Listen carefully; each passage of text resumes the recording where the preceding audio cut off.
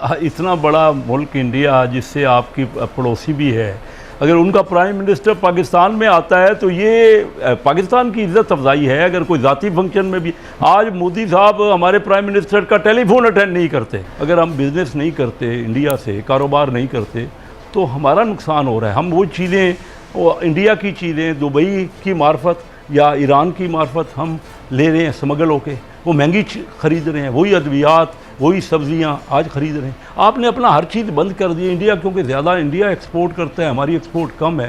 हर चीज़ हमने बंद कर दी और महंगी चीज़ें ख़रीद रहे हैं। काफ़ी हमने भुगते यार, तबाह हो गया मेरा मुल्क। मेरे मुल्क का कल्चर, सकाफत, तहजीब, तालीम, अदारे, सड़कें, इसका कारोबार सब तबाह कर बैठे। और अभी भी आप कहते हैं हम गलती पर हैं, और वो जो मुंतखब होके आ जाते हैं वो सही कह रहे हैं। जय हिंद दोस्तों, a very warm welcome to Hindustan special channel.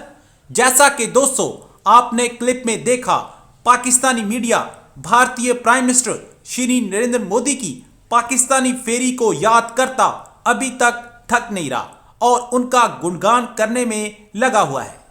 Pakistani media ये खुलकर बता रहा है कि हमारे लिए बहुत इज्जत की बात है कि मोदी साहब हमारे यहां पधारे। पाकिस्तान जैसे छोटे मुल्क के लिए यह बहुत ही बड़ी बात है। दरअसल पाकिस्तान का भारत के बगैर गुजारा नहीं है।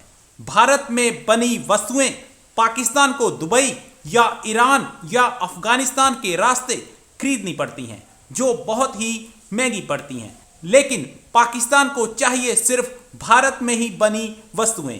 बस इसी बात का रोना पाकिस्तानी मीडिया रो रहा है। आज की वीडियो में पाकिस्तानी मीडिया ने और क्या कहा, तो चलिए दोस्तों आज की वीडियो की तरफ चलते हैं।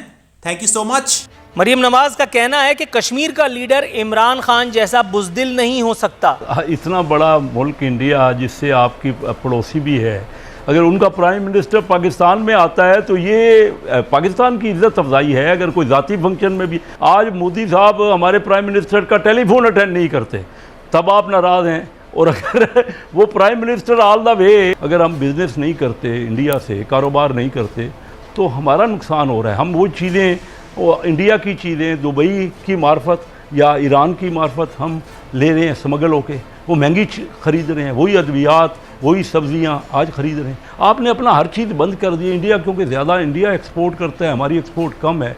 हर चीज़ हमने बंद कर दी और महंगी चीज़ें ख़रीद रहे हैं। और कहते हैं, हम ये कह रहे हैं कि नहीं, जब तक कश्मीर का वो वापस नहीं करेंगे एनेक्स जो किया है, तो भाई बैठेंगे तो तब होगा ना कोई बातचीत करें और इसमें ना एक दूसरे की तानाज़नी करें। कोई एक दोनों ममालिक को चाहिए कि एक मामलात की शुरुआत करें, नहीं तो अदरवाइज़ तो कोई मसला मुझे तो नज़र नहीं आ रहा। हर हुकूमत ने कहा कि वही नारे ही हैं ना, फिर तो एक नारे हैं, खोखले नारे कि 74 साल हो गए कि हम कश्मीर बनेगा पाकिस्तान। हम तो सुनते सुनते क्या हुआ, क्या कहीं डेवलपमेंट हुई, किसी मुल्क ने आपकी सपोर्ट की? तो आप इंडिया से बात बिल्कुल नहीं करना चाहते और अपने नुकसान करना चाहते। इंडिया 1990 में ना हमसे 4 गुना था, आज नूरुल आरफीन हमसे 10.5 गुना हो गया। 1990 में आज 10.5 गुना उसकी इकानमी हो गई है, और आज हमारी इकानमी है $290 अरब और उनकी इकानमी 3,100 अरब हो गई। वो आगे बढ़ रहे हैं, हम और नीचे जा रहे हैं। उनका बजट, पाकिस्तान का डिफेंस का बजट $10 अरब था और इंडिया का डिफेंस का बजट $65 अरब था। आज हमारा $9 अरब हो गया है और उनका $70 अरब हो गया।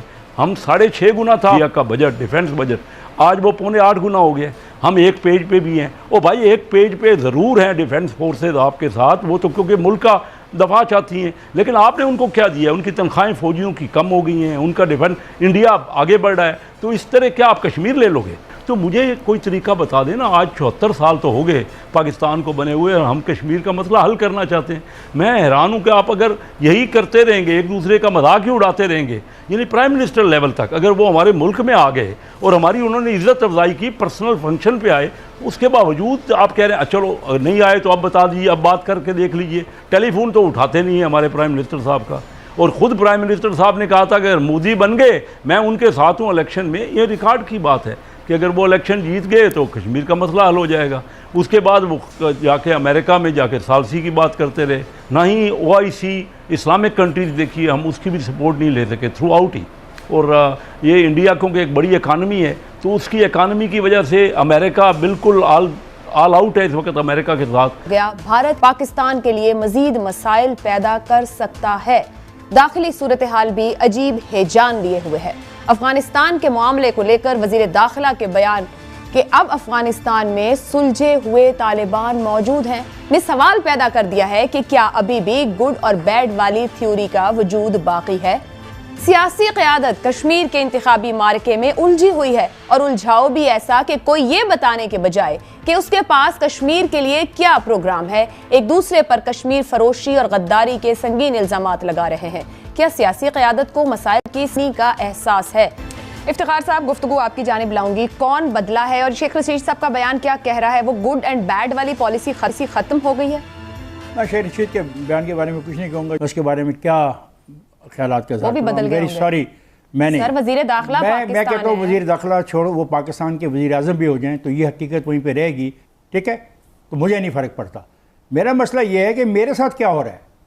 1989 में जब रूसी चले गए और जब ये तमाम इस्टेब्लिशमेंट के अदारे जिन्होंने ये पॉलिसी बनाई कि रूसियों को निकालने के लिए सब कुछ दाव पे लगा देना है, मेरा उनसे सवाल है कि क्या हुआ? क्या 1989 के बाद पाकिस्तान बेहतर हो गया? क्या पाकिस्तान का हमसाया अफगानिस्तान बेहतर हो गया? क्या वहाँ के रहने वालों ने हमारे ख़िलाफ़ जो जहाद करने का फ़ैसला किया उन्होंने बदल लिया? क्या उसके बाद सवात का इंसिडेंट नहीं हुआ? क्या उसके बाद सलाला का इंसिडेंट नहीं हुआ? क्या ये कल जो पेशावर में एक डेड बॉडी आई है वो उसके वाक़यात नहीं हुए?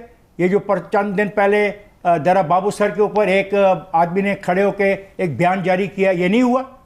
हमें तो ये तासर दिया गया था कि ये रूसी खा जाएंगे और तमाम के तमाम आपकी पॉलिसी इस मुल्क की रूसियों के ख़िलाफ़ थी और हमें इस बात का यकीन दिलाया गया कि रूसियों के जाने के बाद पाकिस्तान एक ऐसा मुल्क होगा जहाँ पे अमन होगा, जहाँ पे तरक्की होगी, जहाँ के लोग बाइज़्ज़त ज़िंदगी गुजारेंगे, जहाँ पे इस तब्दीली का फ़ायदा होगा।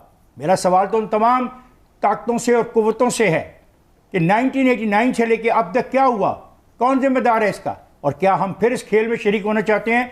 तो मैं बतौर पाकिस्तानी इस खेल में शरीक होने से इनकार करता हूँ। बात को इन लोगों के मुकाबले में कमतर समझती है। सर काबीना है, हुकूमत पाकिस्तान है जो स्टेटमेंट्स दे रहे हैं। कैसी काबीना? सर क्या बात कर रहे हैं? आज ही होंगे, कल ये नहीं होंगे, लेकिन हम जो चारों बैठे हैं हम रियलिटी हैं। हम जो चारों आपके प्रोग्राम में बैठे हैं हम हकीकत हैं, ये हकीकत नहीं है। आज इसलिए हकीकत है, ये मेंबर है पार्लियामेंट के बदकिस्मती से, लेकिन ये हकीकत नहीं है। हकीकत मैं हूँ, हकीकत मोहसन बेग है, हकीकत शहजाद चौधरी है। हम हैं सिविल सोसाइटी के नुमाइंदे। काफ़ी हमने भुगत लिया यार, तबाह हो गया मेरा मुल्क, मेरे मुल्क का कल्चर, सकाफत, तहजीब, तालीम, अदारे, सड़कें, इसका कारोबार सब तबाह कर बैठे। और अभी भी आप कहते हैं हम गलती पर हैं, और वो जो मुंतखब होके आ जाते हैं वो सही कह रहे हैं।